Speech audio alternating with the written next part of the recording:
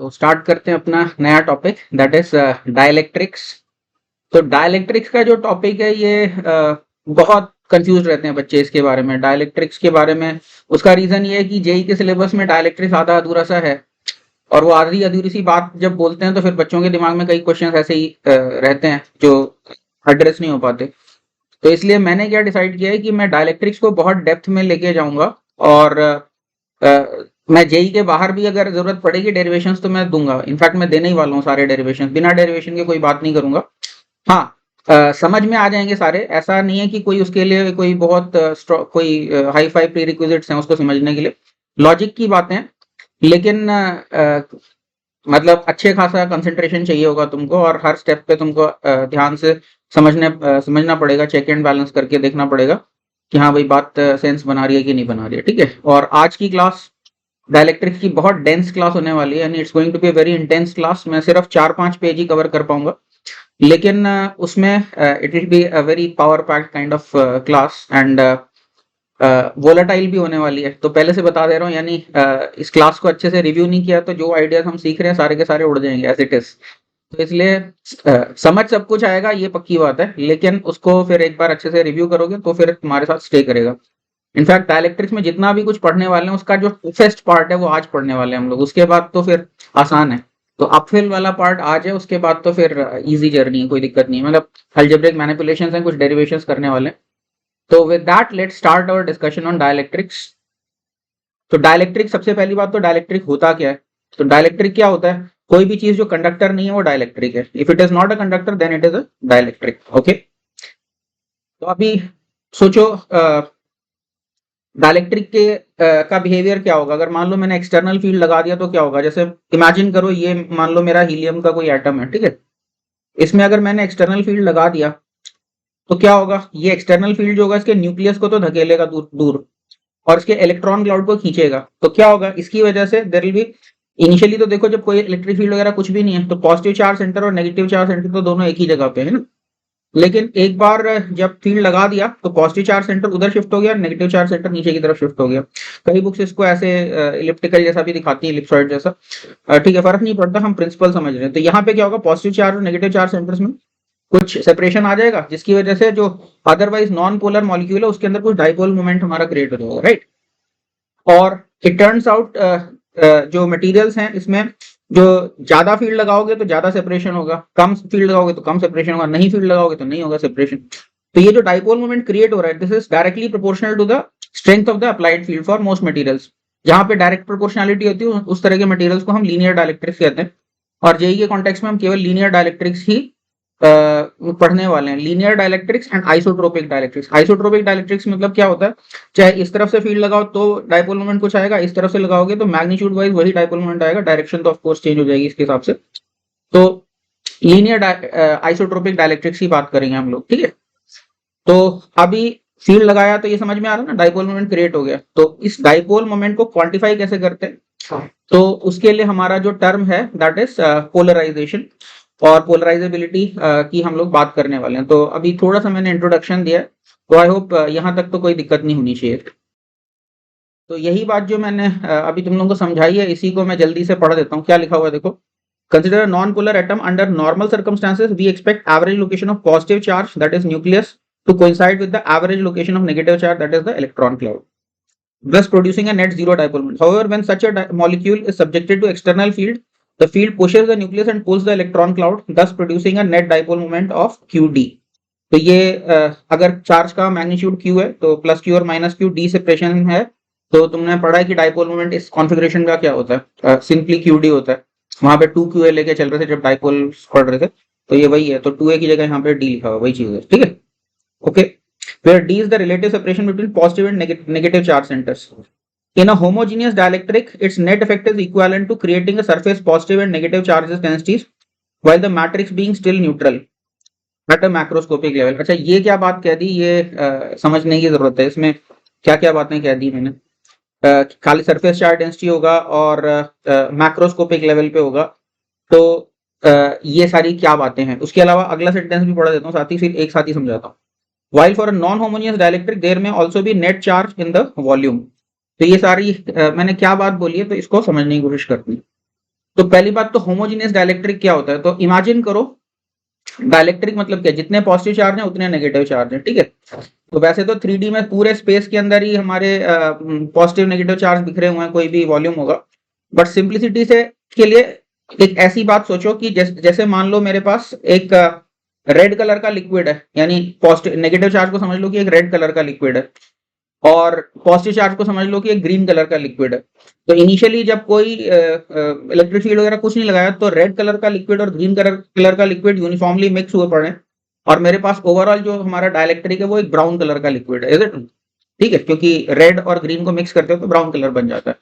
अब क्या होगा, जब इस ब्राउन कलर के लिक्विड में तुम इलेक्ट्रिक फील्ड लगाओगे तो क्या होगा, ग्रीन लिक्विड के पार्टिकल्स थोड़ा थोड़ा करके ऊपर शिफ्ट हो जाएंगे, और रेड लिक्विड के पार्टिकल्स थोड़ा थोड़ा नीचे शिफ्ट हो जाएंगे। तो इसकी वजह से होगा क्या, अभी पूरे के पूरे नहीं सेपरेट हुए, थोड़ा थोड़ा सा शिफ्टिंग होगा, ठीक है। ये बहुत ज्यादा नहीं मूव कर सकते, ऐसा नहीं कि इलेक्ट्रॉन निकल के न्यूक्लियस से दूर ही भाग जाएगा कहीं पे, होगा तो न्यूक्लियस के आसपास में ही, लेकिन ये है कि थोड़ा सा बायस हो जाएगा, ऐसे नहीं कि उखड़ के ही निकल जाएगा। तो ठीक है, तो ग्रीन लिक्विड के पार्टिकल्स जो हैं वो थोड़ा थोड़ा ऊपर शिफ्ट हो गए माइक्रोस्कोपिक लेवल पे ही, और रेड लिक्विड के थोड़ा थोड़ा नीचे शिफ्ट हो गए।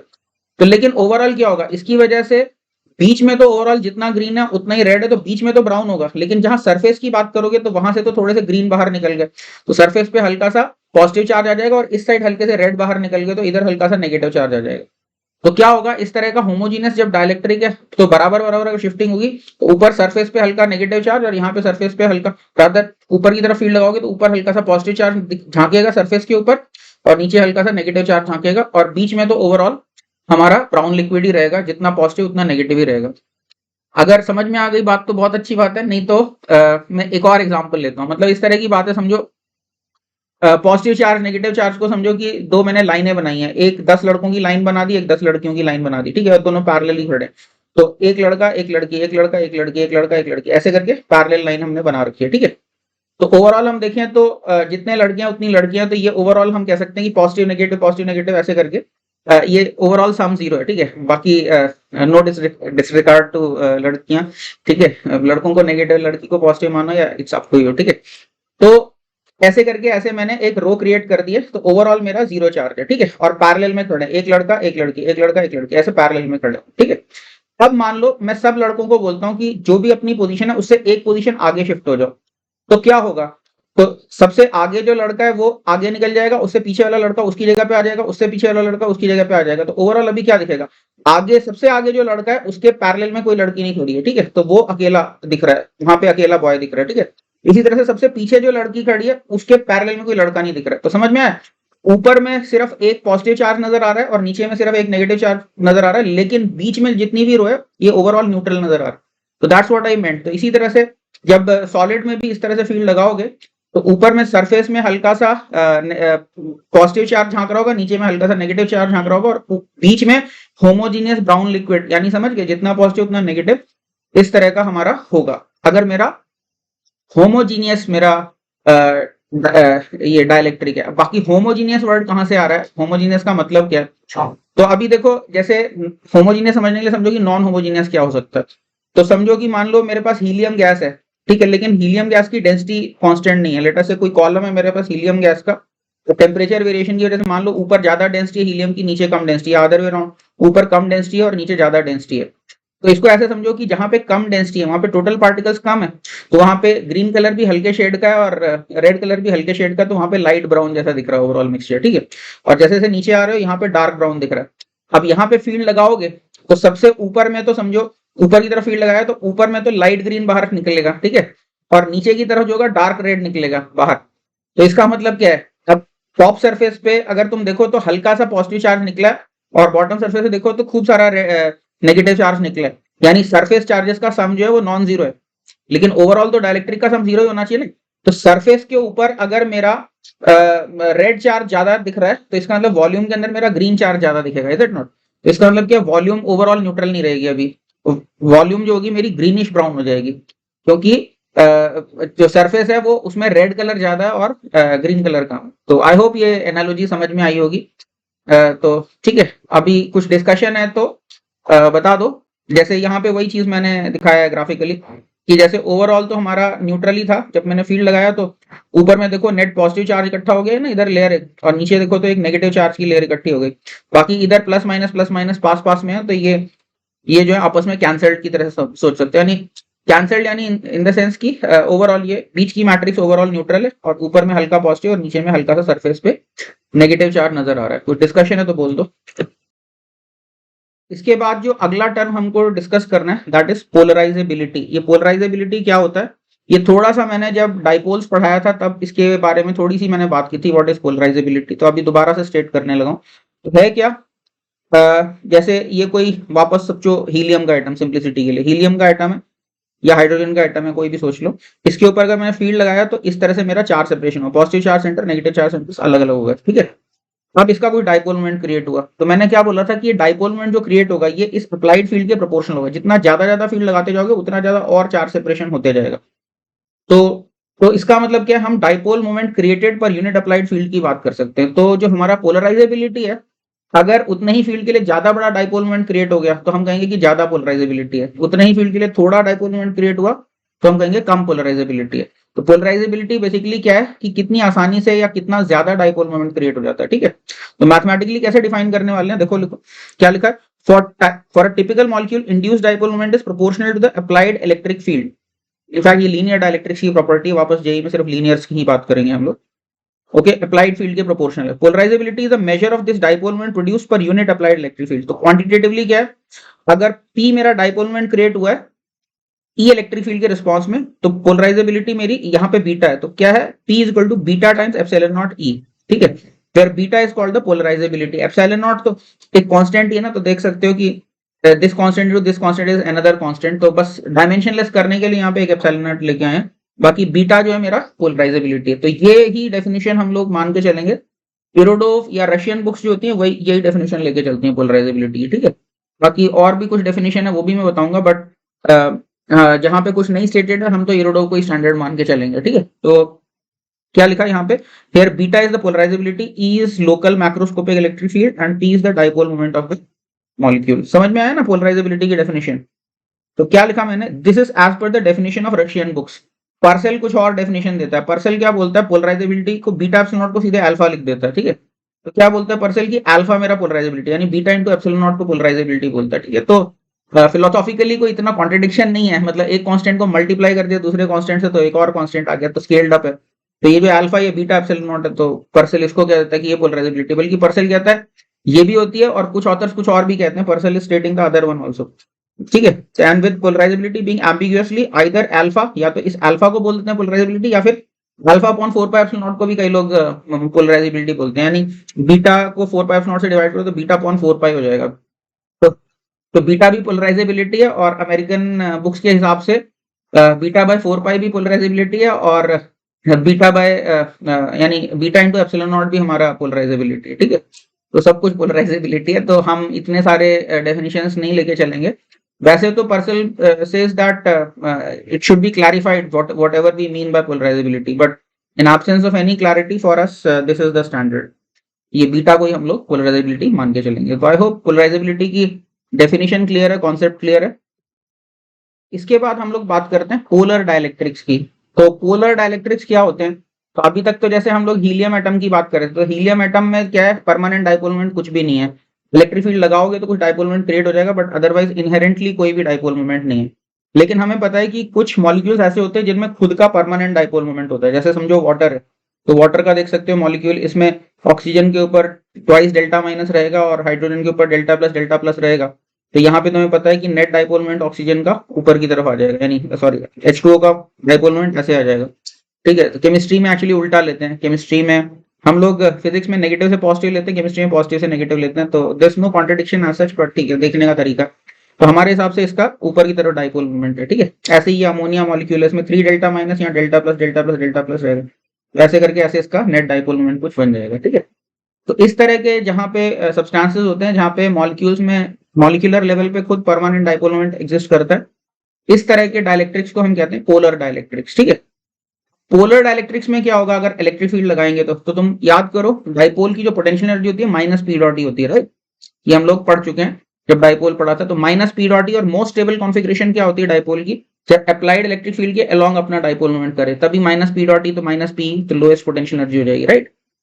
तो ये जो मॉलिक्यूल्स हैं, इनको अगर तुम एक्सटर्नल फील्ड में रखोगे तो ये सारे मॉलिक्यूल्स जो अपने आप को रोटेट करने की कोशिश करेंगे ताकि वो एक्सटर्नल फील्ड के साथ अपने आप को अलाइन कर पाए, ठीक है।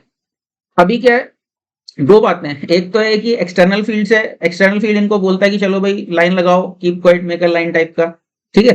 तो ये सब अलाइन करने की कोशिश करता है एक्सटर्नल फील्ड। लेकिन क्या इसके अलावा थर्मल एनर्जी भी तो है ना इनमें। थर्मोडायनेमिक्स में पढ़ा था कि किसी भी जनरल टेम्परेचर पे ऑन एन एवरेज हाफ केटी पर डिग्री ऑफ फ्रीडम हमारी एनर्जी होती है, ठीक है। तो रोटेशनल एनर्जी भी होगी इनके अंदर। तो इसका मतलब क्या है, ये चैन से तो बैठेंगे नहीं, ये थोड़ा थोड़ा ऐसे ऐसे करके रोटेशनल ऑसिलेशन वगैरह भी इसके चल रहे होंगे, ट्रांसलेट भी कर रहे होंगे और रोटेट भी कर रहे होंगे ऐसे ऐसे करके। तो इसका मतलब क्या है, बाहर वाला फील्ड तो चाहता है, इनको बोलता है सबको keep quiet make a line, लेकिन थोड़ा थोड़ा जिगलिंग जिगलिंग भी करते रहेंगे ये। तो जिसकी वजह से इनका अलाइनमेंट परफेक्ट नहीं हो पाएगा। अब ये किस डिग्री तक अलाइनमेंट होगा, इस बात पे डिपेंड करेगा कि बाहर का जो अप्लाइड फील्ड है कितना स्ट्रांग है। अगर बहुत स्ट्रांग फील्ड लगा दोगे तो बहुत अच्छा अलाइनमेंट हो जाएगा, कम फील्ड लगाओगे तो थर्मल थर्मल रैंडमनेस डोमिनेट करेगी, ज्यादा फील्ड होगा तो हमारा अलाइनमेंट डोमिनेट करेगा। तो डिग्री ऑफ अलाइनमेंट जो है ये इस बात पे डिपेंड करेगा कि एक्सटर्नल फील्ड कितना है, ठीक है। तो जिसकी वजह से ज्यादा फील्ड लगाओगे तो वापस नेट डाइपोल मोमेंट, अगर पूरा वॉल्यूम एज अ होल का नेट डाइपोल मोमेंट देखोगे तो net dipole moment will be again proportional to the applied field. समझ में आ रही बात की नहीं, क्योंकि जब अप्लाइड फील्ड नहीं है तो ये बात ठीक है कि हर मॉलिक्यूल में अपना अपना डाइपोल मोमेंट है, but randomly oriented dipole moment vectors हैं, कोई मॉलिक्यूल का इधर है, कोई इधर है, कोई इधर है, कोई इधर है। ओवरऑल अगर तुम क्रिस्टल का देखोगे या जो भी अमॉर्फस है उसका देखोगे, ब्लॉब का, तो वो हमारा ओवरऑल डाइपोल मोमेंट जीरो आएगा। लेकिन जैसे जैसे अप्लाइड फील्ड बढ़ाते जाओगे डिग्री ऑफ अलाइनमेंट बढ़ता जाएगा और हमारा टोटल डाइपोल मोमेंट उसके प्रोपोर्शनल रहेगा, ठीक है। और पोलर डाइलेक्ट्रिक्स से अगर हम डाइपोल मोमेंट देखते हैं, नेट जो बनता है वो और ज्यादा स्ट्रॉन्ग डाइपोल मोमेंट बनता है, क्योंकि नॉन पोलर में तो खुद का डाइपोल मोमेंट है ही नहीं, इलेक्ट्रिक फील्ड को डाइपोल मोमेंट क्रिएट करना है।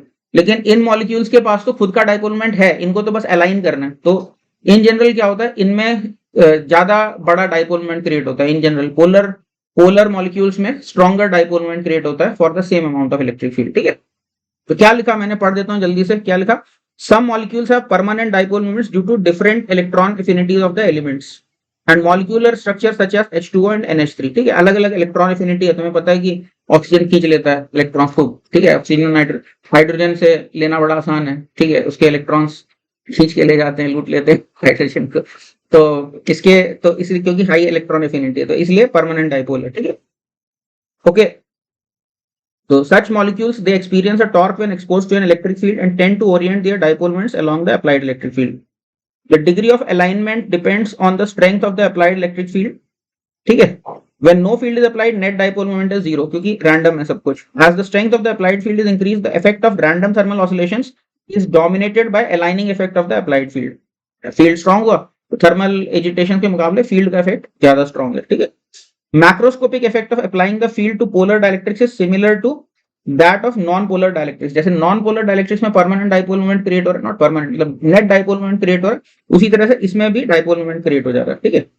Causing effectively a net surface charge density. इसके अंदर भी क्या होगा, जब ओरिएंटेशन एक डायरेक्शन होगी तो ओवरऑल तुम्हें इसमें भी दिखेगा कि बीच में सारा ब्राउन लिक्विड है और ऊपर सरफेस पे हल्का सा पॉजिटिव झांक रहा है और एक तरफ हल्का सा नेगेटिव झांक रहा है, और बीच में ओवरऑल वही उसी तरह का ओवरऑल इफेक्ट वैसा ही हो जाता है, ठीक है, अलाइनमेंट की वजह से। ओके, ठीक है, causing effectively a net surface charge density. However here the polarisation is much more stronger. यहाँ पे पोलराइजेशन जो होता है और बहुत ज्यादा स्ट्रॉन्ग होता है, ठीक है, इज होना चाहिए यहाँ पे, इज मच मोर स्ट्रॉन्गर। हाँ, here also we can talk of polarizability or a measure of net average dipole moment produced per molecule for an applied field. तो यहाँ पर पोलराइजेबिलिटी का क्या मतलब होगा, तो देखो अगर मान लो मेरे पास 1 मोल एटम्स हैं या 1 मोल मॉलिक्यूल्स हैं पानी के, तो अभी इसका कुछ तो नेट डाइपोल मोमेंट आएगा, तो फिर मैं डाइपोल मोमेंट पर मॉलिक्यूल भी निकाल सकता हूँ। ये ध्यान रखना, यहाँ पे मैं वेक्टर डाइपोल मोमेंट की बात कर रहा हूँ। स्केलर डाइपोल तो वही का वही रहेगा, किसी भी तरफ ओरिएंट हो जाए, स्केलर मैग्नीट्यूड तो वही रहेगा, लेकिन मैं क्या कह रहा हूँ, वेक्टर सम जो होगा टोटल डाइपोल मोमेंट्स का, उसको divided by number of dipoles कर देंगे तो एक डाइपोल का हमारा एवरेज डाइपोल मोमेंट आएगा, राइट, वेक्टर एवरेज। तो वो जो है उससे हम पोलराइजेबिलिटी डिफाइन कर पाएंगे, ठीक है। वो कुछ तो आएगा ना डाइपोल मोमेंट, और वो जो भी डाइपोल मोमेंट आएगा पर मॉलिक्यूल एवरेज, उसको मैं कह दूंगा beta into epsilon naught into applied field, ठीक है। तो समझ में आई बात की नहीं, तो यहां पर भी पोलराइजेबिलिटी की बात कर पाएंगे as a measure of net average dipole moment produce per molecule for an applied field, per unit applied field कह सकते हैं। For polar molecules polarizability reduces with temperature due to increase thermal oscillation. तो obvious सी बात है, अभी कई बार जैसे ऐसा क्वेश्चन होता है कि what will happen to polarisability with increase in temperature. तो टेम्परेचर बढ़ेगा तो ऑब्वियसली रैंडमनेस बढ़ जाएगी, रैंडमनेस बढ़ जाएगी तो overall net vector dipole moment कम हो जाएगा। ठीक है नहीं? ठीक है, 50 लोग हैं, सब लोग अपना अपना काम करें, अपनी अपनी डायरेक्शन में खींच रहे हैं किसी प्रोजेक्ट को, तो कुछ भी नहीं होगा, वो प्रोजेक्ट वहीं का वहीं रहेगा। सारे वेक्टर्स अलाइन हो जाएंगे तो बहुत स्ट्रॉन्ग रिजल्टेंट आएगा। तो उस तरह की बात है। तो टेम्परेचर बढ़ेगा तो रिजल्टेंट छोटा हो जाएगा, रैंडमनेस ज्यादा हो जाएगी। ठीक है, तो इसलिए पोलराइजेबिलिटी इनकी कम हो जाएगी। ठीक है, with increase in temperature. Although in general इनकी पोलराइजेबिलिटी नॉन पोलर इलेक्ट्रिक से तो ज्यादा ही होती है, क्योंकि नॉन पोलर में इलेक्ट्रिक फील्ड को क्रिएट करना है। ठीक है, यहाँ पे ऑलरेडी बस उनको खाली अलाइन करना है। तो आई होप ये समझ में आया होगा सभी को। तो अभी तक तो सब कुछ आसान आसान चल रहा था, अभी थोड़ी सी दूर और आसान चलेगा, और उसके बाद थोड़ा सा ठीक है आसान ही है, मतलब कंसंट्रेशन वाला पार्ट आएगा, डेंस वाला पार्ट आएगा। तो अभी थोड़ी सी शुरुआत होने वाली है, तो अभी थोड़ा सा ध्यान से सुनो बात। क्या है, अगली हम डेफिनेशन कर रहे हैं, पोलराइजेशन वेक्टर की डेफिनेशन क्या है? Net dipole moment of a substance per unit volume is called polarisation vector. ठीक है, ध्यान से सुनना है, कंफ्यूज नहीं होना। वहां पे हम डाइपोल मोमेंट ऑफ पर मॉलिक्यूल की बात कर रहे थे, यहाँ पे dipole moment per unit volume की बात कर रहे हैं। ठीक है, पोलराइजेशन वेक्टर की डेफिनेशन क्या है? Net dipole moment per unit volume. ठीक है, net dipole moment of a substance per unit volume is called polarisation vector. समझ गए? If there are n dipoles per unit volume, मान लो n मेरी पार्टिकल डेंसिटी है, या मतलब समझ लो हीलियम एटम डेंसिटी समझ लो थोड़ी देर के लिए। तो अगर मेरे n dipoles per unit volume है, तो नेट डाइपोल मोमेंट वेक्टर क्या हो जाएगा मेरा? एक डाइपोल का ith डाइपोल का डाइपोल मोमेंट वेक्टर मान लो p i वेक्टर है, तो क्या हो जाएगा? n पर यूनिट वॉल्यूम है तो डेल्टा वी वॉल्यूम में टोटल कितने डाइपोल्स हो जाएंगे? n into delta we total dipoles हो जाएंगे। तो इसलिए 1 से लेके n डेल्टा वी तक सबका समेशन कर देंगे, तो ये मेरा नेट डाइपोल मोमेंट आएगा सारे एटम्स का या सारे मॉलिक्यूल्स का मिला के। ठीक है, एक डेल्टा वी वॉल्यूम का टोटल इतना मेरा डाइपोल मोमेंट आएगा। ये तो डाइपोल मोमेंट हुआ। अब पोलराइजेशन वेक्टर क्या है? Dipole moment per unit volume. तो इसको मुझे डेल्टा वी से डिवाइड करना पड़ेगा। ठीक है, तो 10 local polarisation vector at any point in a dielectric is defined as capital P vector बोल रहे हैं इसको। तो limit delta V tending to 0 1 upon delta V sigma p i from 1 to n delta V. समझ में आई बात? नहीं, net dipole moment divide by total volume. और लेकिन लोकल है तो फिर ये वॉल्यूम बहुत छोटी होनी चाहिए, डेल्टा वी टेंडिंग टू 0। ठीक है, तो ये क्या आ जाएगा? P net divided by delta we. ठीक है, यहाँ पे क्या, अच्छा एक बात है, डेल्टा वी टेंडिंग टू 0 लिख तो दिया, लेकिन एक्चुअली क्या है ये, इतना भी छोटा नहीं होगा कि एक ही एटम के अंदर घुस जाओ। एक एटम के अंदर घुस जाओगे तो उस वॉल्यूम के अंदर कोई डाइपोल ही नहीं ट्रैप होगा, इज इट नॉट? तो न्यूक्लियस और इलेक्ट्रॉन के रीजन में नहीं घुस जाना है। ये छोटा वॉल्यूम है, लेकिन इतना छोटा है कि स्टैटिस्टिकल एवरेज फिर भी मीनिंगफुल होनी चाहिए। ऐसा नहीं कि लिटरल 0 वॉल्यूम के पास में चले जाओ। ठीक है, तो क्या लिखा है? We treat T at a macroscopic level as a continuous quantity. ठीक है, दो at microscopic level that is inside an atom it may not be defined. Inside the atom थोड़ी ना डिफाइन होगा, बोल रहा है कुछ स्पेस है अंदर एटम के अंदर। स्पेस के अंदर कोई गोला लगा लिया तो ना पॉजिटिव चार्ज इनक्लोज हो ना नेगेटिव चार्ज इनक्लोज हो, तो क्या होगा? कुछ भी नहीं डिफाइन होगा। तो थोड़ा सा फाइनाइट वॉल्यूम लेना है कि कुछ सफिशिएंट नंबर ऑफ डाइपोल्स उसके अंदर ट्रैप हो, तब हम पोलराइजेशन वेक्टर की वहां पे एवरेज की बात कर रहे हैं। ठीक है, ओके। ठीक है, तो क्या लिखा है? Delta V may be very small but still large enough to accommodate sufficient number of dipoles for statistical averaging। समझ में आई बात की नहीं? ठीक है, तो ये है, तो समझ में आया होगा। पोलराइजेशन वेक्टर देखो एक बार दिमाग में अच्छे से याद कर लो, ये जो कॉन्सेप्ट है फिर आगे यूज करते जाएंगे। तो थोड़ा कंसंट्रेट करके जो भी हम आइडिया सीखते जा रहे हैं उसको दिमाग में स्टोर करते जाओ, याद करते जाओ, ताकि जल्दी से रिकॉल कर पाओ, ताकि जल्दी जल्दी कॉम्प्रिहेंड कर पाओ आगे की चीजें। अभी तो कुछ कॉम्प्लिकेटेड नहीं था, सिंपल ही था। तो पोलराइजेशन वेक्टर की डेफिनेशन याद कर लो, क्या है? Net dipole moment per unit volume. Okay, इसके बाद फिर आगे बात करेंगे हम लोग। इसके बाद जो हमारी अगली डेफिनेशन है इंपॉर्टेंट, वो क्या है? हमारी बाउंड चार्ज। तो दो टर्म्स होते हैं, एक होता है फ्री चार्ज और एक होता है बाउंड चार्ज। तो फ्री चार्ज क्या होता है? फ्री चार्ज वो चार्ज होता है जिसका कोई पेयर एग्जिस्ट नहीं करता। मतलब जैसे मान लो सिर्फ खाली पॉजिटिव पॉइंट चार्ज मैंने कहीं पे रख दिया, तो इसका नेगेटिव कहीं पे इसके साथ आजू बाजू कहीं है ही नहीं इसका नेगेटिव जिसके साथ ये बॉन्डेड हो, तो इस तरह के चार्ज को हम फ्री चार्ज कहते हैं। ठीक है, या फिर मेटल में जैसे अगर कोई इलेक्ट्रॉन देखो, तो इलेक्ट्रॉन जो है किसी पर्टिकुलर न्यूक्लियस के साथ बॉन्डेड नहीं होता। जो आउटर मोस्ट शेल के इलेक्ट्रॉन्स होते हैं एटम में तो शेल में रहते हैं, लेकिन अगर एक बार मेटल की मैट्रिक्स बन जाती है तो electrons can freely move here and there. ठीक है, तो लार्ज डिस्टेंसेस चलना जिनको अलाउड होता है, तो उस तरह के चार्जेस जो हमारे वो फ्री चार्जेस हैं। Electrons and metals are free charges. या फिर ऐसा चार्ज जिसका कोई पेयर एग्जिस्ट नहीं करता, वो हमारा फ्री चार्ज है।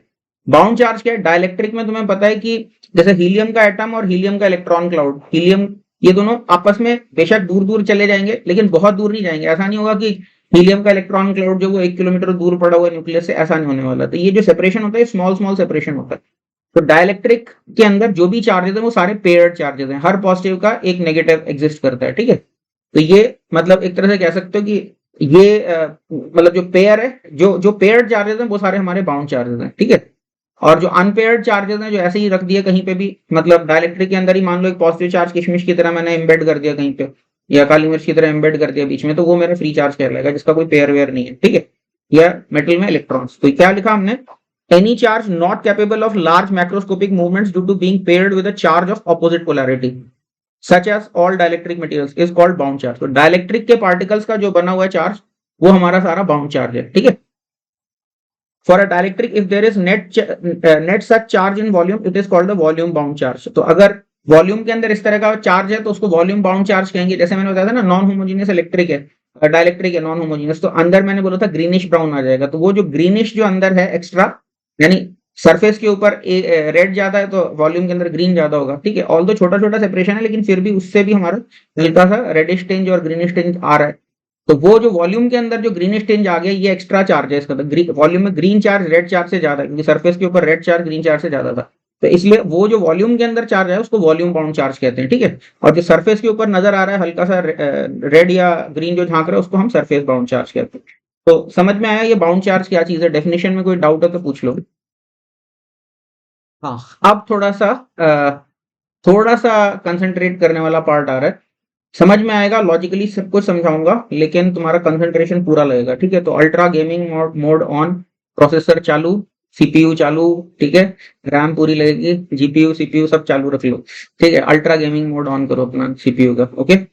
तो अभी हम लोग बात कर रहे हैं बाउंड चार्ज क्रॉसिंग का सरफेस। ये समझ में आ गया तो हमको पूरा डायलेक्ट्रिक समझ में आ जाएगा। तो ये है क्या, अभी हम लोग समझने की कोशिश करते हैं। तो ये समझ लो, ये मेरा कोई डायलेक्ट्रिक स्लैब है, ठीक है।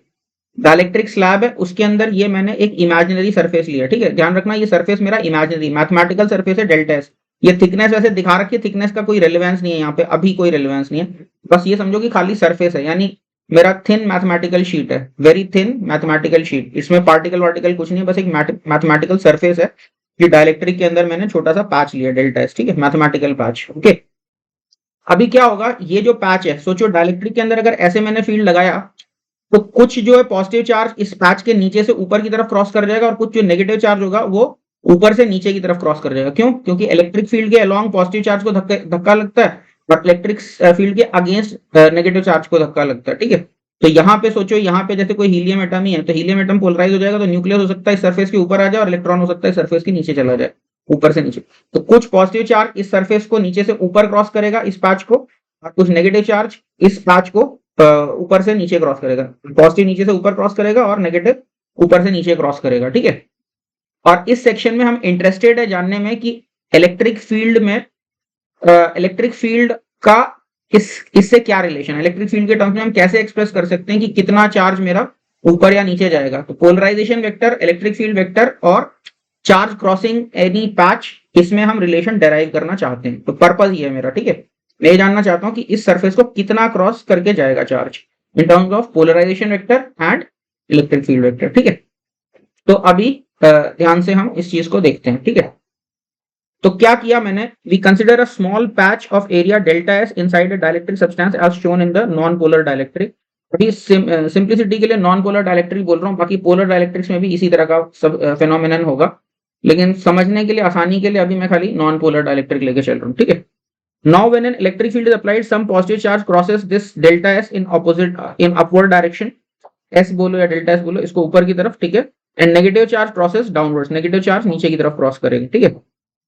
Now if D is the separation between positive and negative charges, अगर मान लो ये सेपरेशन क्रिएट हो रहा है, ये D है, तो मेरा डाइपोल मोमेंट क्या हो जाएगा, हर एक पार्टिकल का डाइपोल मोमेंट क्या हो जाएगा, हर पार्टिकल का dipole moment Q into D हो जाएगा। कैपिटल Q क्या है, मैग्नीट्यूड ऑफ चार्ज, यानी न्यूक्लियस का चार्ज कैपिटल Q और इलेक्ट्रॉन का चार्ज भी कैपिटल Q। तो क्यू डी मेरा डाइपोल मोमेंट हो जाएगा, ठीक है। Dipole moment of each molecule, okay. Now any positive charge lying with in a distance of half D cos theta must have cross delta S upwards. अब ये बात थोड़ा ध्यान से सुनना, मेरी बात बहुत ध्यान से सुनना। ये फिगर है, इसमें मैं जान के अभी मैं जूम इन कर रहा हूं इसके ऊपर, अभी बहुत ध्यान से देखो। तो समझो, ये जो है ये मेरा जो मैंने बोला था ना मैथमेटिकली थिन लेयर जा रही है, मैथमेटिकली थिन लेयर ये मेरी बीच में जा रही है, ठीक है। अब मेरे जो चार्जेस हैं वो कितना मूव किए हैं, तो पॉजिटिव चार्ज और नेगेटिव चार्ज का रिलेटिव सेपरेशन डी हुआ है, तो मैं क्या मान रहा हूँ कि पॉजिटिव चार्ज जो अपनी जगह से डी बाई टू आगे चला गया और नेगेटिव चार्ज जो अपनी जगह से डी बाई टू पीछे चला गया, ठीक है। तुम लोग सोच रहे हो डी बाई टू होना क्या जरूरी है, नहीं है जरूरी, लेकिन अभी थोड़ी देर के लिए मान लो कि डी बाई टू जा रहे हैं, यानी पॉजिटिव डी बाई टू ऊपर की तरफ जा रहा है, नेगेटिव डी बाई टू नीचे की तरफ जा रहा है। बाद में D1 और D2 भी कर देंगे तो भी फर्क नहीं पड़ेगा, बट अभी बस थोड़ी देर के लिए मान लो कि डी बाई टू ऊपर पॉजिटिव चला गया और डी बाई टू नीचे नेगेटिव चला गया। तो फिर होगा क्या इस प्रोसेस में, अगर ये ये मेरा सरफेस है और इससे डी बाई टू तिरछी डायरेक्शन में जिस तरफ इलेक्ट्रिक फील्ड लगाया, मैंने इलेक्ट्रिक फील्ड ऐसे तिरछा लगा रखा है, ठीक है। तो ये जो मेरा सरफेस डेल्टा एस है इसकी ये तो नॉर्मल है, नॉर्मल टू द एरिया, ठीक है। ये इसको एन कैप बोल दो चाहो तो, ठीक है। ये मेरा नॉर्मल है सरफेस का, और इलेक्ट्रिक फील्ड का जो एंगल है इस वाले पैच से थीटा एंगल पे मेरा इलेक्ट्रिक फील्ड लगा, ठीक है। अभी सोचो इधर से जो डी बाई टू डिस्टेंस पे ये पार्टिकल था ये जस्ट पहुंच के सरफेस तक पहुंचा होगा, इधर नोट, यहाँ पे अगर इससे इस वाले पैच से इस डायरेक्शन में डी बाई टू डिस्टेंस पे कोई पॉजिटिव चार्ज पड़ा होगा तो वो चल के बस इस सरफेस तक पहुंच पाया होगा, ठीक है। और इसके पीछे जो होगा इस सरफेस को क्रॉस करके आगे नहीं जा पाया होगा। इसका मतलब क्या, इसके incline distance D by to के विद इन जितने भी पार्टिकल्स हैं यहाँ तक, इतने पार्टिकल्स होंगे ये इसको क्रॉस करके आगे चले गए होंगे पॉजिटिव चार्ज के पार्टिकल्स, राइट। इसी तरह से यहाँ पे ऊपर अगर देखोगे तो incline distance D by to के अंदर जो इलेक्ट्रॉन रहोगा वो तो इसको क्रॉस करके नीचे आ गया होगा with in D by to अगर हुआ, लेकिन डी बाई टू से ज्यादा आगे होगा तो वो इसको क्रॉस नहीं कर पाएगा, ठीक है। तो इसका मतलब क्या है, यानी इधर से incline distance D by to में, यानी ये जो वॉल्यूम है मेरी, इस वॉल्यूम के अंदर जितना भी पॉजिटिव चार्ज होगा जो मैंने शेड कर दिया अभी, ये इसको क्रॉस करके ऊपर चला गया होगा। इसी तरह से ऊपर में ये जो वॉल्यूम है इसके अंदर मेरा जितना नेगेटिव चार्ज होगा जो मैंने शेड कर दिया अभी, इसमें जो भी नेगेटिव चार्ज होगा ये क्रॉस करके नीचे आ गया होगा, ठीक है। इतनी बात समझ में आई, तो फिर आगे बढ़ते हैं। आई होप ये क्लियर है सभी को। और ये इंक्लाइन डिस्टेंस तो मेरा डी बाई टू है, यानी इस सरफेस से इधर इंक्लाइन डिस्टेंस ये डी बाई टू है और इधर नीचे की तरफ भी incline distance D by to है, तो वर्टिकल डिस्टेंस क्या हो जाएगा, D by two cos theta हो जाएगा, ठीक है। तो इसका मतलब क्या है, ये एरिया तो डेल्टा एस है और इसकी वर्टिकल हाइट कितनी है, हाफ डी कॉस थीटा, तो इसकी वॉल्यूम क्या हो जाएगी, delta S into d by two cos theta इसकी वॉल्यूम हो जाएगी, ठीक है। ये अभी बहुत जूम्ड है तो अच्छा नहीं लिख रहा, तो कितना वॉल्यूम हो जाएगा, ये वाला वॉल्यूम मेरा क्या हो जाएगा, delta S into d by two cos theta हो जाएगा ये वॉल्यूम, ठीक है। तो delta S into d by two cos theta तो इसका वॉल्यूम हो गया, और इसमें पार्टिकल डेंसिटी मेरी क्या है, n dipoles per unit volume है, तो एन पॉजिटिव पार्टिकल्स और n negative particles per unit volume. N delta S into d by two cos theta कर दूंगा तो इतने नंबर ऑफ चार्ज पार्टिकल्स ऊपर क्रॉस कर गए होंगे, ठीक है। और उसको हर एक चार्ज पार्टिकल के चार्ज से मल्टीप्लाई कर दूंगा तो मुझे मिल जाएगा कि कितना चार्ज ऊपर क्रॉस कर गया होगा। जितना चार्ज ऊपर क्रॉस कर गया ऐसे ही नेगेटिव चार्ज देख लेंगे नीचे की तरफ कितना क्रॉस कर रहा है, फिर दोनों को ऐड कर देंगे तो मुझे टोटल अलजेब्रिकली पता चलेगा कि कितना चार्ज ऊपर की डायरेक्शन में नेट चार्ज कितना क्रॉस कर गया। इनफैक्ट -5 नीचे अगर क्रॉस करे तो इट्स इक्वल टू +5 ऊपर क्रॉस कर रहे हैं हम, अगर नेट अलजेब्रिक बात करें तो, ठीक है नहीं। यानी इस तरह की बात है, जैसे मैंने तुमको -5 रुपया दिया, इसका मतलब क्या, एक्चुअली में तुमसे 5 रुपया लिया है, इफेक्टिवली चार्ज क्रॉसिंग के पॉइंट ऑफ व्यू से यही है। -5 crossing downward is equal to 5 crossing upward, ठीक है, इफेक्टिवली। ओके, तो क्या लिखा मैंने, अभी देखो क्या लिखा, if d is the separation between the positive and negative charges, p is equal to qd is the dipole moment of each molecule, ठीक है। Now any positive charge lying within a distance half d cos theta must have crossed delta s upward, ये वही बात जो मैंने अभी समझाई थी, हाफ डी cos theta के अंदर जो vertical distance half D cos theta वाला होगा ये क्रॉस करके ऊपर चला गया होगा, ठीक है, must have crossed delta s upwards. Similarly any charge lying within a distance of d by 2 cos theta must have crossed it downward, तो यहाँ पे d by 2 cos theta में जो होगा ये नीचे की तरफ क्रॉस कर गया होगा। Now if small n is the number of charges per unit volume, small n क्या है, number of charges per unit volume, तो पॉजिटिव चार्ज क्रॉसिंग अपवर्ड्स क्या हो जाएगा, तो इसको डेल्टा क्यू बी प्लस लिखा हुआ है, अब सब्सक्रिप्ट क्यों लगाई, डेल्टा क्यू तो मतलब थोड़ा सा चार्ज, छोटा अमाउंट चार्ज है इसलिए डेल्टा क्यू लिखा, बी मतलब ये बाउंड चार्ज है, ठीक है, प्लस मतलब ये पॉजिटिव बाउंड चार्ज है, यानी डाइलेक्ट्रिक के पॉजिटिव चार्जेस जो है वो जो क्रॉस किए तो वो कितना क्रॉस हो जाएगा, तो delta S into d by two cos theta, तो ये मेरा वॉल्यूम हुआ, इंटू एन किया तो नंबर ऑफ पार्टिकल्स हो गए, क्योंकि एन जो है number of particles per unit volume, into volume क्या हो गया, टोटल नंबर ऑफ पार्टिकल्स जो क्रॉस किए, इंटू क्यू, तो हर पार्टिकल का चार्ज किया, तो ये मेरे पास क्या आ गया, जितना टोटल पॉजिटिव चार्ज ऊपर क्रॉस किया, ठीक है। इसी तरह से जो नेगेटिव चार्ज जो नीचे क्रॉस किया वो कितना हो जाएगा, वो भी वॉल्यूम तो यही है, delta S into d by two cos theta into n into q, तो नेगेटिव चार्ज का भी मैग्नीट्यूड तो क्यू ही है, तो इतना चार्ज जो है मेरा नेगेटिव चार्ज ये नीचे की तरफ क्रॉस कर गया। अब चाहो तो यहाँ पे माइनस साइन लगाना तो लगा सकते हो क्योंकि नेगेटिव चार्ज नीचे क्रॉस किया, ठीक है, मैग्नीट्यूड सही लिखा है, ठीक है।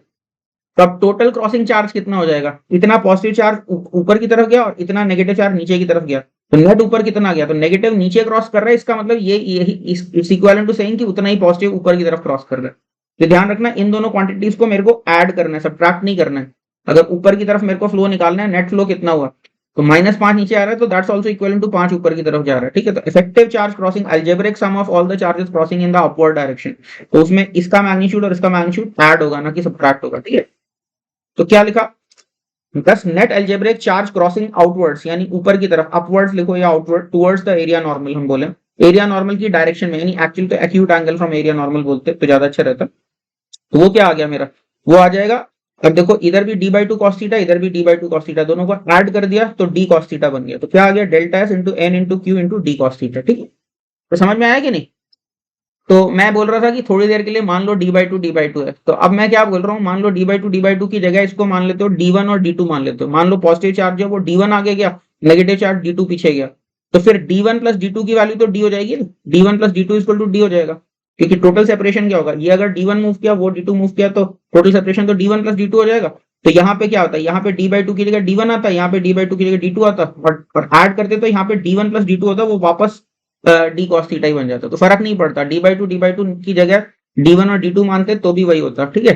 बट ठीक है, जिस सोर्स से मैंने लिया था पिक्चर उसमें d/2 cos थीटा ऐसे करके लिखा हुआ था, तो प्रॉब्ली ऑथर ने इतना सोचा नहीं मान लिया जस्ट कि d/2 होगा। बट आई होप ये छोटा सा पॉइंट है लेकिन समझने लायक है, तो आई होप समझ में आया होगा। मैंने इस फिगर को एडिट नहीं किया, बट हाँ चाहे तो हम इधर d1 और d2 करके भी हम इस डेरिवेशन को कर सकते हैं, कोई फर्क नहीं पड़ेगा, एज इट इज सारी बात रहेगी, ठीक है।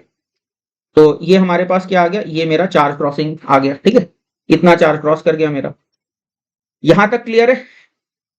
अगर ये क्लियर है तो फिर अब आगे छोटी सी मैथ्स करनी है हमको। क्या, पोलराइजेशन वेक्टर क्या होगा मेरा, देखो लोकल पोलराइजेशन वेक्टर क्या होगा, एक डाइपोल का डाइपोल मोमेंट है QD, number of dipoles per unit volume कितने हैं n, तो QD इंटू n कर दिया तो ये मेरा dipole moment per unit volume आ गया, है कि नहीं। This is your dipole moment per unit volume, क्यों, क्योंकि dipole moment of one atom या dipole moment of one molecule into number of molecules per unit volume is dipole moment per unit volume। तो सीधे common sense वाली बात है ना। तो ये मेरा dipole moment per unit volume है, और डायरेक्शन क्या है इसकी, ई कैप मतलब इलेक्ट्रिक फील्ड की डायरेक्शन में, ठीक है। तो ये तो मेरा पोलराइजेशन वेक्टर है। ध्यान से सुनना मेरी बात, अगर मैं इस पोलराइजेशन वेक्टर को मैं डीएस वेक्टर से डॉट प्रोडक्ट ले लूं, डीएस वेक्टर कहां है, यहाँ पे ध्यान से देखना, ये मेरा डीएस वेक्टर है और पोलराइजेशन वेक्टर मेरा इधर है, और ये एंगल थीटा, तो डीएस वेक्टर से पोलराइजेशन वेक्टर का डॉट प्रोडक्ट लूंगा तो अपने आप एक cos थीटा आ जाएगा, इज इट नॉट। तो मैंने क्या किया, ये जो आ रहा है, ये जो टर्म है, इसको मैंने क्या किया, इसको डीएस वेक्टर से मैं डॉट प्रोडक्ट ले लूंगा। तो डीएस या डेल्टा एस वेक्टर से मैं डॉट प्रोडक्ट लूंगा, तो ई डॉट डेल्टा एस करोगे तो क्या आ जाएगा, वो डेल्टा एस cos थीटा आ जाएगा। तो यहाँ पे देखो ये डेल्टा एस cos थीटा है, यहाँ पे ध्यान से देखना, इसको p डॉट डेल्टा एस करूंगा तो nqd, तो मेरा nqd एज इट इज ऊपर वाले टर्म में भी आ रहा है, ठीक है, और डेल्टा एस cos थीटा भी आ जाएगा अगर इसको डेल्टा एस वेक्टर से डॉट प्रोडक्ट करूंगा। तो समझ में आ गई बात की नहीं। तो p, तो अब मैं क्या करूंगा, यहाँ पे nqd को मैं nqd cos थीटा को मैं क्या लिख सकता हूँ, p के टर्म्स में लिख सकता हूँ, इज इट नॉट। nqd तो मेरा p है ना, तो ये जो टर्म लिखा है this is nothing but p dot delta S vector, is it. क्योंकि p डॉट डेल्टा एस क्या होगा, p into delta S into cos theta, तो वही है। तो p मेरा ये है और into delta S cos theta, p तो मेरा nqd है ना, nqd into delta S into cos theta, तो ये क्या है, ये p डॉट डेल्टा एस से मेरा आ जाएगा, ठीक है। यही सबसे इंपॉर्टेंट डेरिवेशन था इसमें। अब इसके बेसिस पे थोड़ी सी चीजें और आगे डेवलप होने वाली हैं, तो make sure that you understand this derivation, ठीक है। अगर 5 मिनट रुकना है, 2 मिनट रुकना है, 1 मिनट रुकना है, जितना रुकना है रुक लो, ठीक है। Take as much time as you want and read through the notes and make sure you understand ये जो एनालिसिस मैंने बताई है, ये ऊपर शिफ्ट हो जाएगा, नीचे शिफ्ट हो जाएगा, डेल्टा एस को क्रॉस करके जाएगा, and finally all the way up to कि कितना चार्ज उस पैच को क्रॉस कर रहा होगा। तो डेल्टा एस का मेरा अगर कोई पैच है तो उसको चार्ज कितना क्रॉस कर रहा होगा, अगर local polarisation vector p vector है, p dot delta S gives me the charge crossing the that patch. या फिर अगर डेल्टा एस की जगह मान लो डीएस वेक्टर, डीएस पैच होता, पैच का एरिया डीएस होता, तो डेल्टा एस की जगह डीएस लिख देते। तो bound charge crossing any patch, किसी भी पैच को जो बाउंड चार्ज क्रॉस कर रहा है उसके नॉर्मल की डायरेक्शन में, यानी नॉर्मल से एक्यूट एंगल जिस तरफ बन रहा है उस डायरेक्शन में जितना क्रॉस कर रहा है वो क्या है, p डॉट ds, ठीक है। सो रीड थ्रू इट, अच्छे से पढ़ लो, समझ लो, ठीक है। Take as much time as you want and let me know if there is any further discussion, उसके बाद ही हम लोग आगे बढ़ेंगे। ठीक है, तो ये इक्वेशन अगर समझ में आ गई है तो फिर अब हम आगे के कुछ डेरिवेशन कर सकते हैं। अब खाली अलजेब्रा है, ठीक है। फिजिक्स का विजुअलाइजेशन तो हम लोगों का हो गया, अब तो बस अलजेब्रा और कैलकुलस में करते करते हम इसको तोड़ मरोड़ के कुछ भी बनाते रहेंगे, ठीक है। अलजेब्रा कैलकुलस लगा लगा के फिर इसका पकौड़ा बनाएंगे, ठीक है। तो देखते हैं आगे क्या बनता है, क्या अच्छे अच्छे फॉर्मूला निकल के आते हैं इसी के बेसिस पे। तो क्या लिखा मैंने आगे, now this equation holds for every small patch inside the dielectric. तो डाइलेक्ट्रिक के अंदर कहीं पे भी कोई छोटा छोटा पैच बना लो, हर पैच के लिए ये वाली इक्वेशन ट्रू है कि उस पैच को क्रॉस कितना करके चला गया चार्ज, ठीक है। अभी मैं क्या करने वाला हूँ, डाइलेक्ट्रिक के अंदर मैं एक क्लोज्ड गॉसियन सरफेस जैसा बना रहा हूँ, ठीक है। अब ये क्लोज गॉसियन सरफेस को हर तरफ ऐसे ऐसे थोड़ा थोड़ा चार्ज मान लो क्रॉस करके जा रहा है। ओवरऑल तो डाइलेक्ट्रिक मेरा न्यूट्रल ही था ना, जितना पॉजिटिव था उतना ही नेगेटिव था। मान लो इस गॉसियन सरफेस को क्रॉस कर करके कुछ चार्ज बाहर चला गया, ओवरऑल न्यूट्रल था तो जितना बाहर चला गया उसका नेगेटिव अंदर बैठा होगा, इज इट नॉट। सिंपल सी बात है कि जितना चार्ज, क्योंकि ओवरऑल नेट जीरो था अंदर, तो अगर बाहर कुछ पॉजिटिव चला गया तो अंदर उसका नेगेटिव बैठा होगा, जितना भी बाहर चार्ज गया उसका नेगेटिव अंदर बैठा होगा, ठीक है। तो इसी से हमारे पास एक तरह का integral P dot DS over entire close surface, उस पे गॉस लॉ जैसा कुछ हमारा पोलराइजेशन वेक्टर से रिलेटेड, पोलराइजेशन के फ्लक्स से रिलेटेड एक रिजल्ट हमारा आने वाला है, ठीक है। तो क्या है वो पढ़ लेते हैं।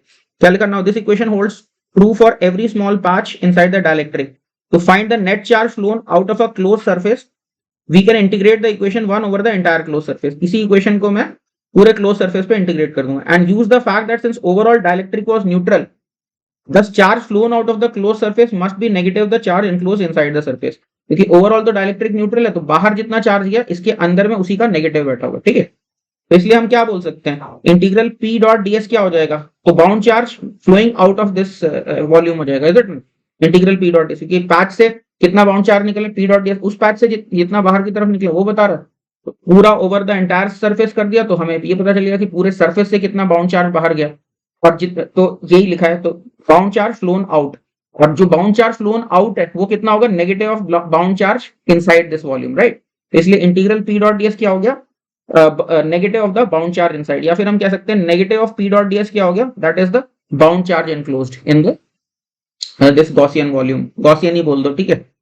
आगे गॉस लॉ भी आने वाला है एक नया तरह का। तो समझ में आया कि नहीं, ये integral P dot DS is negative of the bound charge enclose, या फिर negative of integral P dot D क्या है, वो बाउंड चार्ज इनक्लोज है। पोलराइजेशन वेक्टर का flux is negative of the bound charge enclose, ये हम कह सकते हैं, ये फ्लक्स ही है ना पोलराइजेशन वेक्टर का। तो पढ़ लो इसको 1 मिनट लेके और देख लो मैथ समझ में आ गई तो फिर आगे बढ़ेंगे हम लोग। इसके बाद जो है हम अगली डेफिनेशन पे चलते हैं, वो हमारी क्या है, डेफिनेशन ससेप्टिबिलिटी।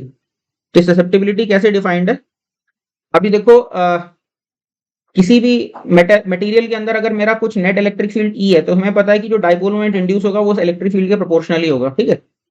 तो यहाँ पे क्या है, अगर मान लो मेरा पोलराइजेशन वेक्टर यानी dipole moment per unit volume P मेरा इंड्यूस हुआ है for a total electric field E, तो ई के प्रोपोर्शनल कुछ होगा ना, तो ये काई मैंने लिखा हुआ है, polarisation vector is chi epsilon not ई, इस काई को मैं क्या कह देता हूँ, ससेप्टिबिलिटी कह देता हूँ, ठीक है।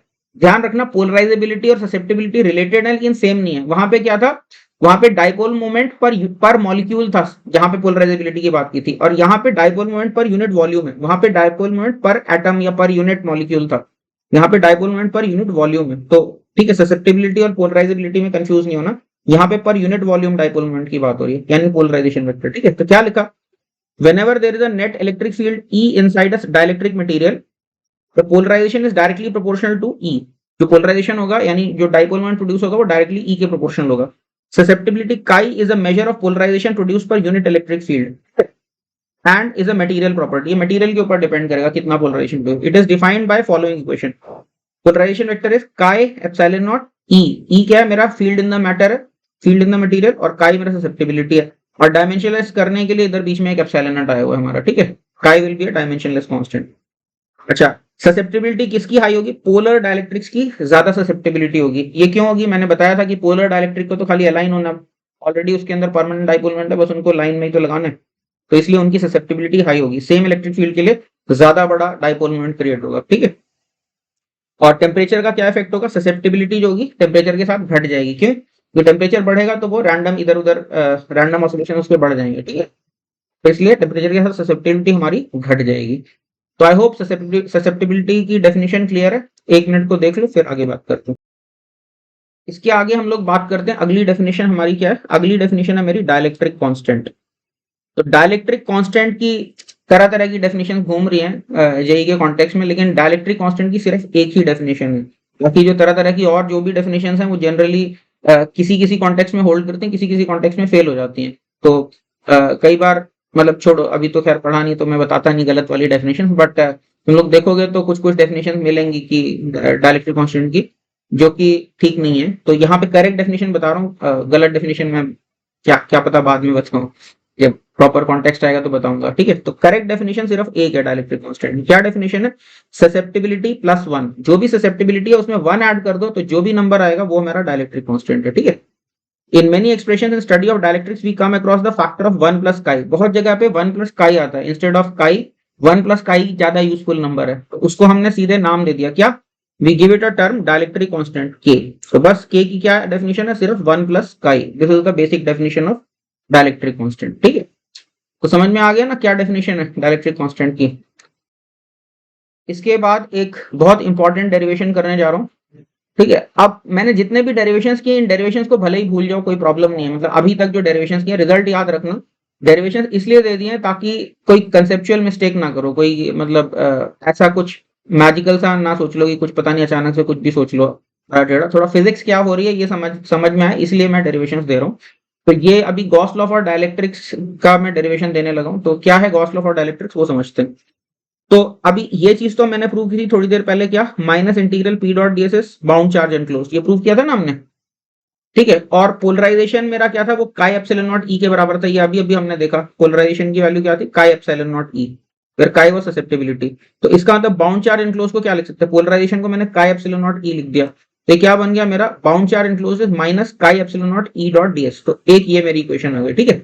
ध्यान रखना ये एक इक्वेशन आ गई मेरी, इसकी जरूरत बाद में पड़ेगी, इसको हम मैनिपुलेट करेंगे। तो ये तो मेरा पोलराइजेशन वेक्टर के फ्लक्स से ये आ गया, bound charge enclose is this, ठीक है। अच्छा, दूसरी नॉर्मल गॉस लॉ के हिसाब से देखेंगे तो टोटल ई डॉट डीएस क्या होता है, ये तो नॉर्मल गॉस लॉ क्या बोलता है, net charge enclose by epsilon not होता है। इंटीग्रल ई डॉट डीएस क्या हो जाएगा, टोटल चार्ज एनक्लोज। तो ये क्या हो जाएगा, free charge enclose plus bound charge enclose. अब ये फ्री चार्ज एनक्लोज का क्या मतलब हुआ, तो डाइलेक्ट्रिक है अगर मान लो, तो डाइलेक्ट्रिक के बीच में मैंने मान लो कहीं कहीं पे किशमिश की तरह से प्लस क्यू चिपका दिया, कहीं पे माइनस क्यू चिपका दिया। ये पेयर नहीं है, लेकिन ऐसे ही मैंने रैंडमली कहीं कहीं पे या फिर मेटालिक स्फीयर्स चार्ज कर करके इसमें एम्बेड कर दिया, तो उसको हम कहेंगे फ्री चार्ज एनक्लोज, ठीक है। बाउंड चार्ज क्या है, जो डाइलेक्ट्रिक के पार्टिकल्स का खुद का बना हो वो बाउंड चार्ज है। तो इंटीग्रल ई डॉट डीएस ये तो मेरा नॉर्मल गॉस लॉ है। तो नॉर्मल गॉस लॉ क्या बोलता है, net charge enclose by epsilon not के बराबर होगा, तो ये तो ट्रू है, ठीक है। Here Q free refers to any extraneous charge that we may have embedded inside the dielectric. Extraneous charge अलग से जो दिया है, like charged metallic particles बीच में अगर मैंने embed कर दिए फॉर एग्जाम्पल, ठीक है। अब इक्वेशन 1 और इक्वेशन 2 को मैं रीअरेंज कर रहा हूँ। ये मेरी इक्वेशन 1 है और ये मेरी इक्वेशन 2 है, इनको रीअरेंज कर रहा हूँ। तो इक्वेशन 1 को मैं रीअरेंज करूंगा तो क्या, इस माइनस साइन को इधर लेके आ गया, तो क्या हो जाएगा, chi epsilon not E dot D, ठीक है, is equal to minus Q bound enclosed, या Q minus Q bound inside, ठीक है, ये बिन नहीं है, बी इनसाइड, ठीक है। तो chi epsilon not E dot DS is minus Q bound inside. और सेकेंड इक्वेशन का जो एप्सिलॉन नॉट है इसको इस तरफ लेके आ गया, तो क्या हो जाएगा, epsilon not E dot D S हो जाएगा, Q free enclosed plus Q bound enclosed हो जाएगा। इस एप्सिलॉन नॉट को खाली यहाँ पे लेके आ गया, तो बाकी Q free plus Q bound जो है वो राइट साइड पे, ठीक है। तो ध्यान से देखो इक्वेशन 3 और इक्वेशन 4 को, यहाँ पे माइनस क्यू बाउंड इनसाइड आ रहा है और यहाँ पे प्लस क्यू भी इनसाइड आ रहा है, ठीक है। अब इन दोनों इक्वेशंस को ऐड करूंगा तो ये पार्ट तो खत्म हो जाएगा, खाली फ्री चार्ज के टर्म्स में मेरे पास एक गॉस लॉ टाइप का आएगा, ठीक है।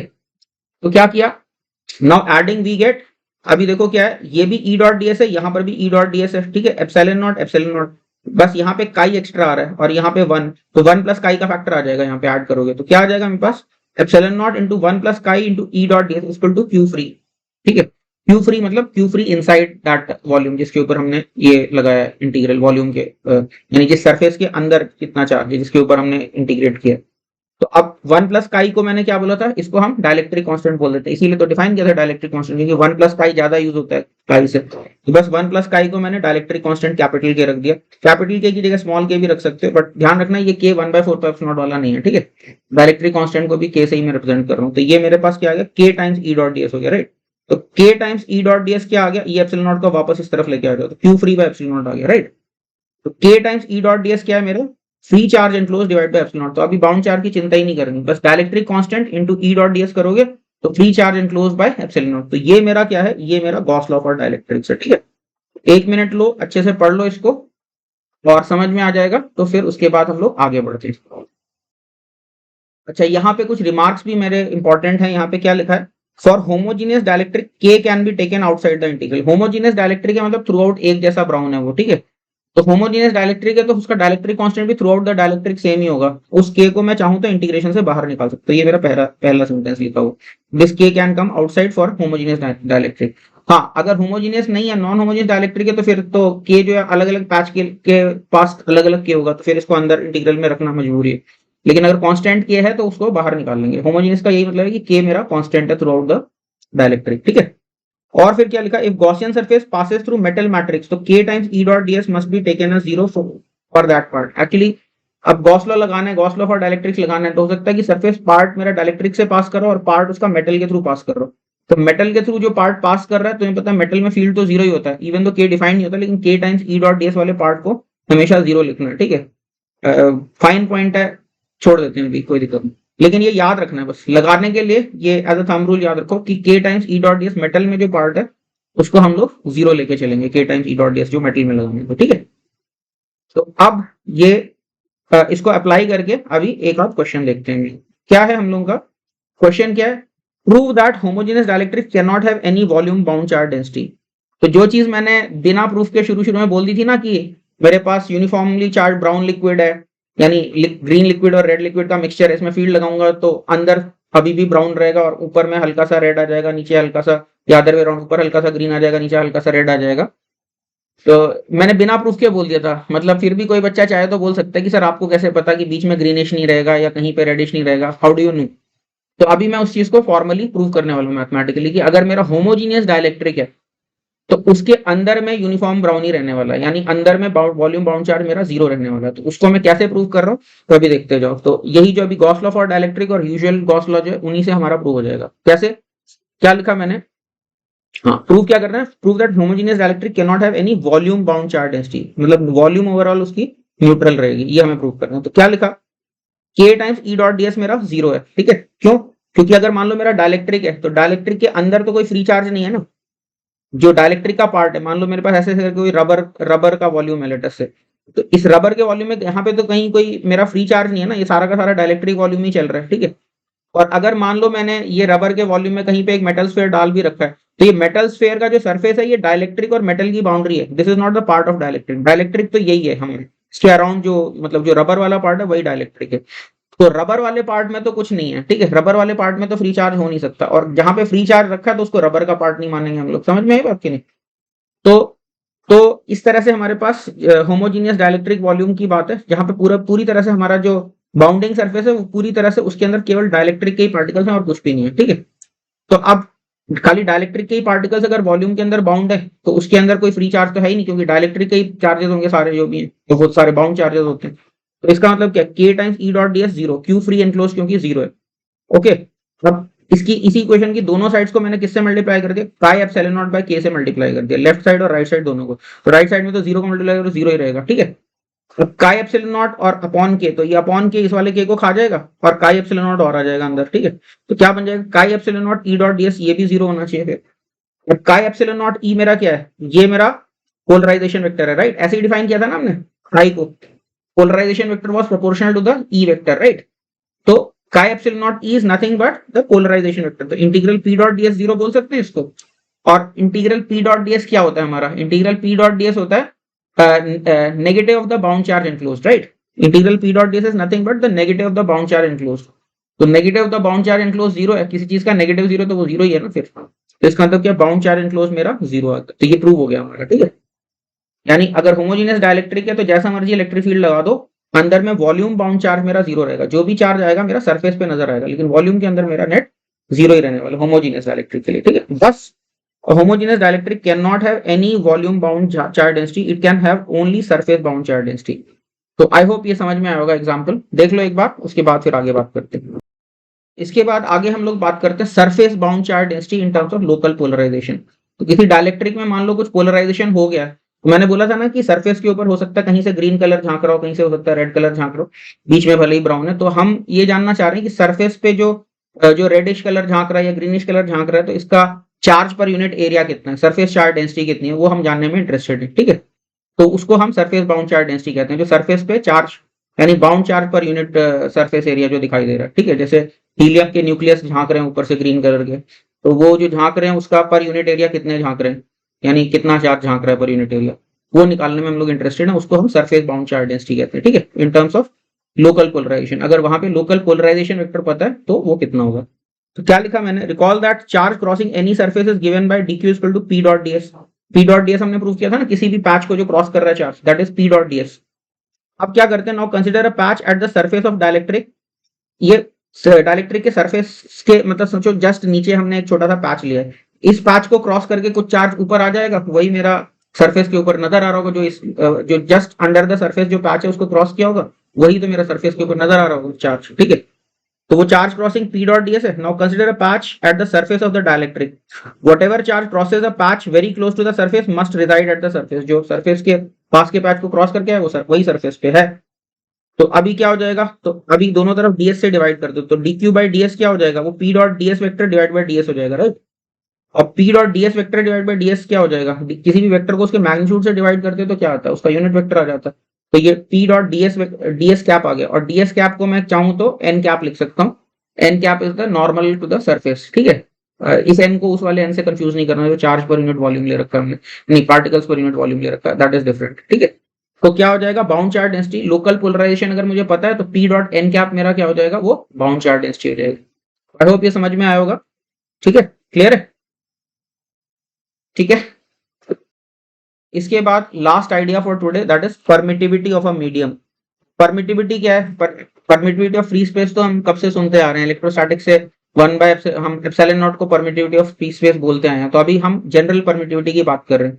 तो परमिटिविटी किसी भी मीडियम की कैसे डिफाइंड होती है, तो product epsilon not into dielectric constant, epsilon not into के को हम परमिटिविटी कहते हैं, ठीक है। डाइलेक्ट्रिक कांस्टेंट से बस मल्टीप्लाई कर दो, permittivity of free space into K. By the way dielectric constants free space का क्या होता है, फ्री स्पेस की ससेप्टिबिलिटी 0 होती है, क्यों, फ्री स्पेस में कुछ है ही नहीं, क्या पोलराइज होगा, इलेक्ट्रिक फील्ड लगाओगे तो क्या प्लस माइनस सेपरेट होगा, कुछ भी नहीं होगा। तो फ्री स्पेस की ससेप्टिबिलिटी 0 होती है, इसलिए फ्री स्पेस का डाइलेक्ट्रिक कांस्टेंट 1 होता है, ठीक है। तो इसलिए फ्री स्पेस की जो परमिटिविटी है वो खाली एप्सिलॉन नॉट हो जाएगी, ठीक है। एप्सिलॉन नॉट के जो है अगर डाइलेक्ट्रिक है तो एप्सिलॉन नॉट इनटू के को हम उस मीडियम की परमिटिविटी कहेंगे, ठीक है, called permittivity of that medium. Mathematically epsilon खाली एप्सिलॉन से रिप्रेजेंट करते हैं, तो खाली एप्सिलॉन जो है मेरा एप्सिलॉन नॉट इनटू के है। समटाइम्स के is also called relative permittivity, तो के को कई कई ऑथर्स जो है रिलेटिव परमिटिविटी बोलते हैं डाइलेक्ट्रिक कांस्टेंट की जगह, लेकिन एक ही बात है, कोई भी जरा सा भी फर्क नहीं है, वेदर यू से dielectric constant that is also fine, whether you call it relative permittivity that is also fine, they mean exactly the same thing. तो एप्सिलॉन आर सिंबल भी कई बार यूज करते हैं, ठीक है। तो ये हम लोगों का परमिटिविटी का डेफिनेशन आ गया, ठीक है।